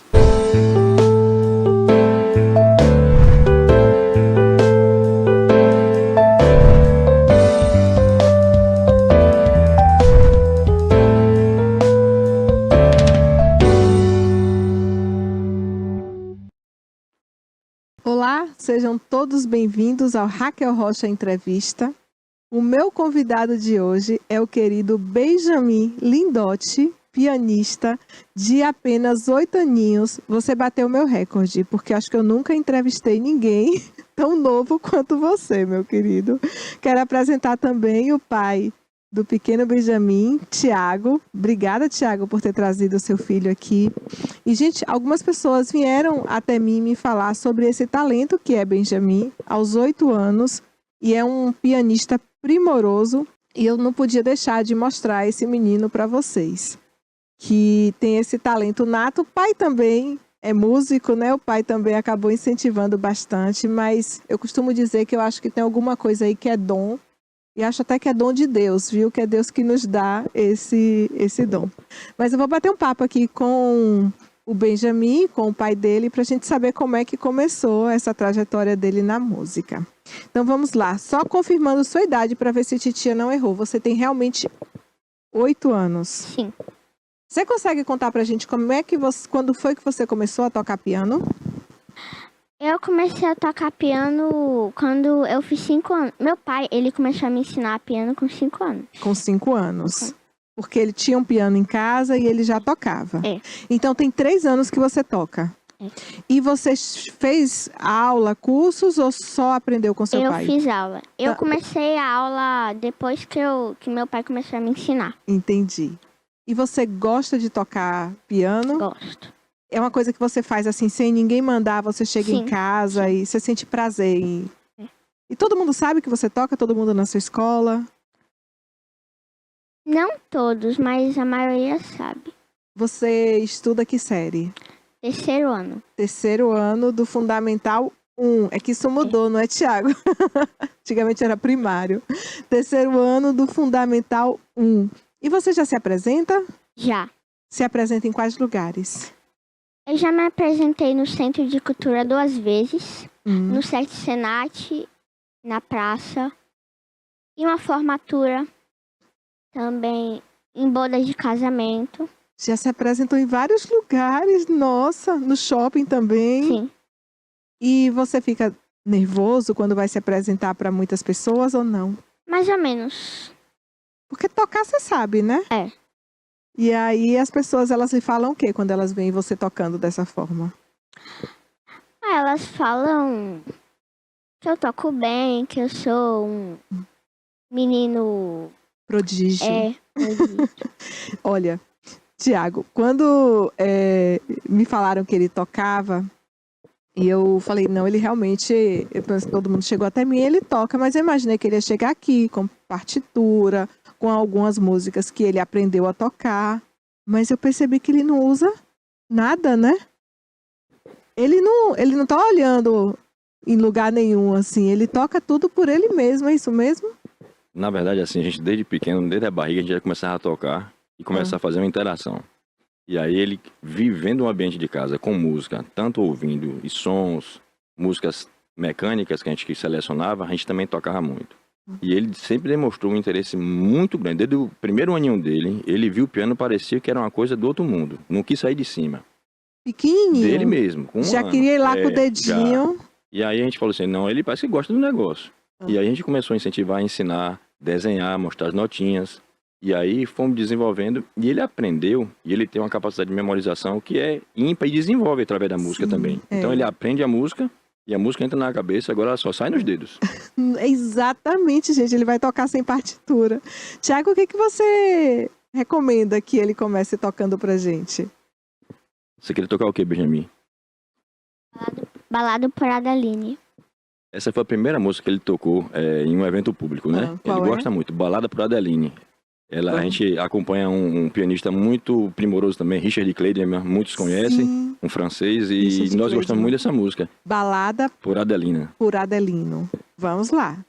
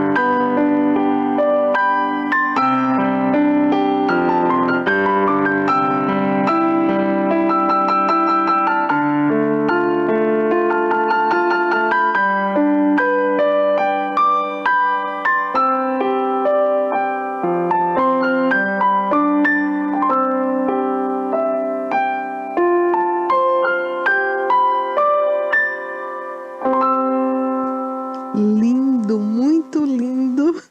E eu fico extremamente feliz em saber que foi algo que partiu dele. Eu sei que é do desejo de muitos pais que os filhos aprendam a tocar um instrumento musical. Eu compreendo esse desejo dos pais. E eu acho que os pais realmente eles precisam colocar os filhos para experimentar. Mas, de fato, alguns jovens tocam por conta do desejo dos pais. E como você disse, isso partiu dele, né? Pequenininho, com o dedinho ali nas teclas do piano. E aí você só desenvolveu esse desejo que nasceu dele. Passa o microfone para ele rapidinho. Me conte por que você escolheu essa música para começar. Por que ela é especial para você? Ela foi a primeira música clássica que eu aprendi. A primeira música clássica que você aprendeu. Mas no total, sem ser só música clássica, qual foi a primeira música que você aprendeu a tocar? Deus é tão bom. Pode tocar um trechinho pra gente? Achei que ele ia dizer parabéns pra você. Parabéns. Vamos lá.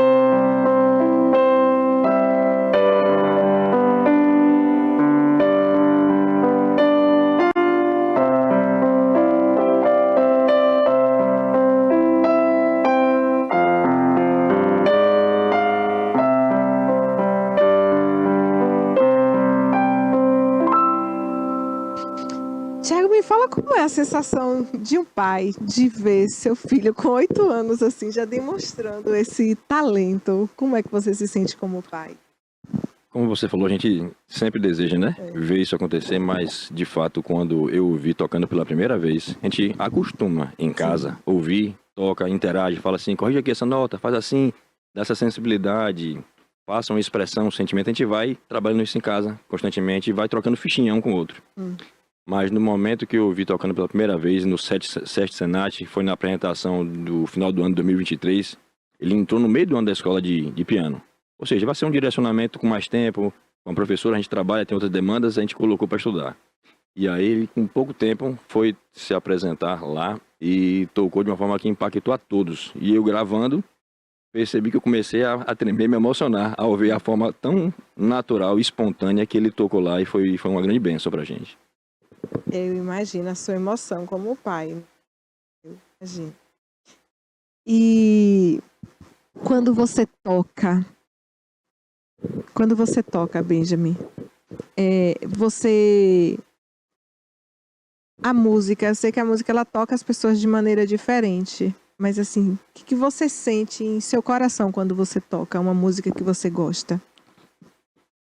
Eu sinto que eu me sinto mais calmo, tranquilo. E É isso mesmo, mas a música ela tem esse efeito terapêutico, né? Além de, como o Tiago falou, desenvolver o cérebro. Então, não pense em música para o seu filho somente como um hobby. É algo que vai ajudar a desenvolver isso, o cérebro dele, a inteligência dele. Existe até, dentre os diversos tipos de inteligência, a inteligência chamada inteligência musical, né? A minha é só como apreciadora. E olha que eu já tentei vários instrumentos. Eu sei que está muito cedo e você não tem que decidir nada da sua vida, assim, que a gente tem que se permitir, né, mudar. Mas, a princípio, você pensa em seguir carreira profissionalmente como pianista? sim, É o que você deseja? é. Mesmo se você, por exemplo, optar por uma outra profissão, você vai sempre também estar atuando como pianista. Sim, E vai fazer muito sucesso, porque se aos 8 anos já está tocando desse jeito. Você estava aqui tocando algumas coisas antes da gente começar a gravação. Quem toca violão chega e fica afinando o violão, mas piano não precisa afinar, né? Ele estava só, sei lá, aquecendo os dedos. Eu vi que você tocou uma música de Frank Sinatra, né? Foi, My Way. Você consegue tocar ela pra gente? Sim. Vamos lá.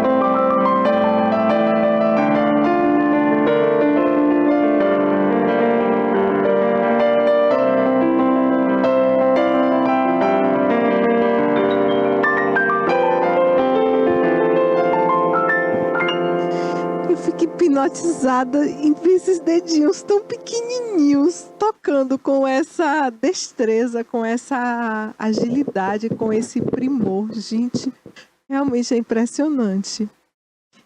De todas as músicas que você toca, qual a que você mais gosta? Eu não tenho uma específica, mas... Não tem uma preferida, não? Não tenho. Eu gosto de todas. Todas. Ele gosta de música. Vocês tocam na igreja? Sim. Mas tipo assim, semanalmente? Então ele pratica bastante, né? Além de em casa e nas aulas, ele também toca na igreja. E qual que você vai escolher para finalizar aqui o nosso show? Tico Tico no Fubá. Vamos lá, Tico Tico no Fubá.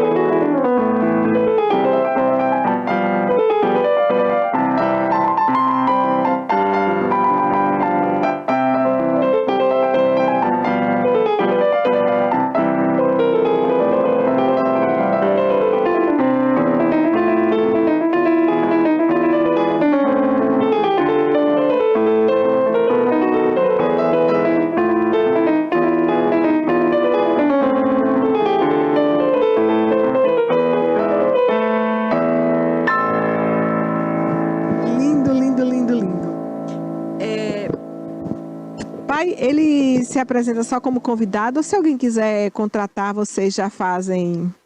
Olha, É possível fazer a contratação dele para uma apresentação? Nós estamos buscando, através de uma licença, né, judicial, para que ele possa ter autorização, porque ele é menor. Isso, para que ele possa participar profissionalmente mesmo, para receber por exatamente, isso. ele tem um grande sonho, né? O sonho dele me apertou um pouquinho, né?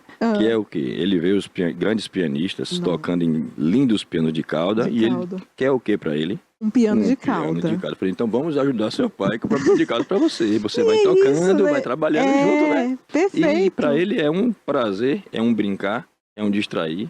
E ele é muito afincado. Enquanto a música não está do jeitinho que ele acha que deve estar, naquele primor, ele repete até conquistar. Porque isso já que é algo que ele faz tão bem, né? E é algo que ele gosta, natural, que ele sente prazer, né? Por que não receber por isso? E poder comprar o seu piano de quadra. Eu também sou apaixonada por piano. Eu acho que um piano numa casa é muito bonito. Mas você quer deixar o seu telefone, algum número de contato, o Instagram dele, para quem quiser ir acompanhando os vídeos dele, acompanhando a trajetória dele, ou enfim, quem quiser saber onde ele vai se apresentar, quer deixar algum número para contato? O contato é 739-9810-1258. 9810-1258. Isso. E ele, o Instagram dele é Tocando Bem. E em breve a gente vai estar também lá abrindo o canal dele também, né? Do YouTube. Do YouTube. Tocando Bem. Então vai com essa dobradinha aí para poder o pessoal acompanhar. Procura lá no Instagram, assim que eu terminar aqui o programa, eu já vou procurar, @Tocando Bem. Isso. E aí vocês vão poder ver várias apresentações, eu imagino, né? Ele em casa, ele na igreja. Está em construção, nós estamos trabalhando já, tem algumas pouquinhas coisas, mas logo você em deve breve... ter muita coisa gravada, né? E aí aos poucos vai postando. Eu vou seguir você e vou curtir tudo. Tá bom? Querido, obrigada mesmo, viu? Pela sua presença. Obrigada por ter vindo aqui mostrar o nosso talento. Quer mandar um beijo pra mamãe? Eu quero mandar um beijo pra Enoque, seu irmão. Que menino educado, viu, Enoque? Você tá de parabéns, Thiago. Você tá de parabéns pelos seus filhos. E você quer mandar um beijo pra mamãe? Não? Pra alguém, pra professora, os coleguinhas? E tia, tinha que ter me avisado antes, né? É tímido, viu? É tímido, É desenvolto aqui. No piano. Aqui é uma coisa. Agora a gente queria agradecer, né? Em primeiro lugar a Deus por estar nos abençoando com essa dádiva. A você pela oportunidade, a professora de piano, aos amigos, familiares, incentivadores, né? Tudo isso aí acaba somando para que ele possa cada vez mais se dedicar e trabalhar produzindo uma boa música para abençoar as pessoas, né? É isso que a gente quer. Exatamente. Obrigada, viu? Obrigada, Thiago. Obrigado. Obrigada, Benjamin. E obrigada a você que acompanhou Raquel Rocha Entrevista até aqui. Esse quadro que só leva coisas boas para você. Lembre-se sempre, assista bons filmes, leia bons livros, ouça boa música, cuide do planeta, cuide da sua mente, do seu corpo, do seu coração. Seja feliz todos os dias e beijos. Eu sou Fernanda Andrade, tricologista, especialista em calvície e queda capilar. Aqui na clínica utilizamos ciência, tecnologia de ponta, exames de imagem e protocolos exclusivos para tratar com precisão, entregando assim resultados reais e duradouros. Mais de 500 pacientes já passaram por aqui e recuperaram não só a saúde dos fios, mas também a confiança e a autoestima. Cada fio conta uma história e eu estou aqui para ajudar você a reescrever a sua.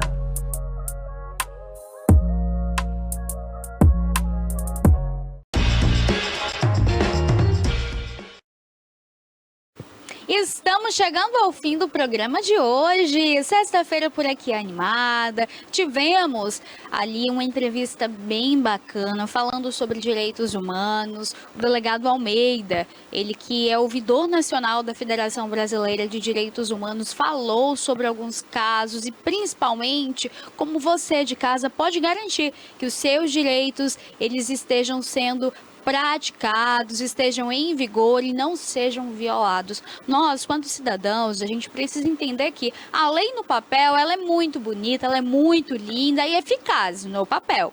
Na prática, às vezes, ela demora a ser eficaz. Na prática, a longo prazo, talvez ela não seja como nos projetos, no pensamento e na idealização. É o que a gente sabe que não acontece. Então, se você passa por algum problema em que os seus direitos foram violados, você pode entrar em contato com o diretor dos direitos humanos, pode buscar pelo Ministério Público, vá na Defensoria Pública. Você, mulher que conhece um caso de violência doméstica ou vive um ciclo de violência doméstica, presta atenção nos sinais, denuncia, saia desse relacionamento abusivo. Nós temos uma atualização do caso da modelo a Ana Luísa Mateus, que foi morta após ser jogada do 13º andar pelo companheiro namorado no Rio de Janeiro. Esse episódio ele foi marcante durante essa semana, eu trouxe aqui esse episódio ontem. E uma atualização sobre esse caso terrível é de que, para além do que aconteceu com essa jovem, esse homem já havia feito outras vítimas. Uma jovem bonita, ela foi Miss Bahia, agora estava ali buscando um título internacional, buscando pelo nome do Brasil nas passarelas. Infelizmente teve a sua vida ceifada. O que acontece é que eles tiveram uma discussão. Durante essa discussão, a modelo, então, compra uma passagem, avisa aos familiares que voltaria na madrugada para a Bahia. Ela é natural de Teixeira de Freitas. Ela, então, compra essa passagem para, na madrugada, ela retornar. Ele sai do apartamento. Ela fica dentro do apartamento, tira fotos dos roxos pelo corpo, manda para a mãe, manda para o pai, conta o que aconteceu e que por isso ela estava retornando de urgência, de última hora. Os pais mandam que a filha volte realmente correndo e ela só tinha encontrado essa passagem para a madrugada. Nesse período, esse curto período em que ela manda mensagem para os pais, conta o que aconteceu e compra essa passagem, o agressor retorna ao apartamento, ela desce, eles sobem, logo em seguida ele arremessa a Ana Luísa da varanda do 13º andar. Sonhos interrompidos, liberdade ceifada, uma vida inteira destruída, família que chora, amigos que se perguntam o porquê disso tudo. E estatísticas que não param de aumentar, porque todos os dias mulheres morrem vítimas de homens machistas, agressores, violentos, criminosos. O ciclo da violência doméstica, ele não começa na morte. O ciclo da violência doméstica começa com as atitudes que muitas vezes são ignoradas, o que eu não estou dizendo que é o caso da Ana Luísa, mas eu estou trazendo como alerta para você de casa. Uma jovem, linda, com um futuro brilhante, buscando o futuro dela.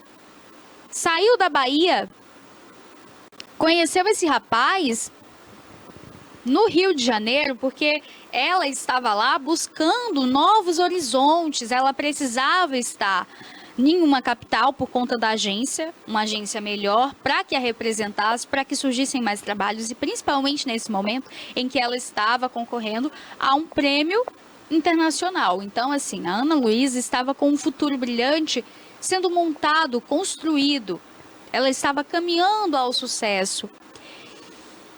E a violência entra na vida dessa jovem e destrói todas as portas, fecha todas as portas. Esse homem, que além de ser acusado do homicídio, feminicídio contra Ana Luísa, pode voltar aqui para mim, Cássio, ele também já tem 20 boletins de ocorrência nas costas. Esses boletins, dentre eles, tem crimes até contra os próprios pais. O próprio pai atirou nele, deu um tiro nele. Pera lá, você quer dizer o que com isso? Que ele já tinha uma relação conflituosa dentro de casa, na própria família. Ele deu um golpe de mais de 2 milhões no pai. Ele já havia feito uma namorada de refém, manteve em cárcere privado. Olha a situação toda. E esse homem estava nas ruas, não estava preso. Ele fez uma vítima, manteve em cárcere privado por mais de 24 horas. Se ele continuasse preso, se ele fosse realmente preso e continuasse ali, talvez a Ana Luísa hoje estivesse viva.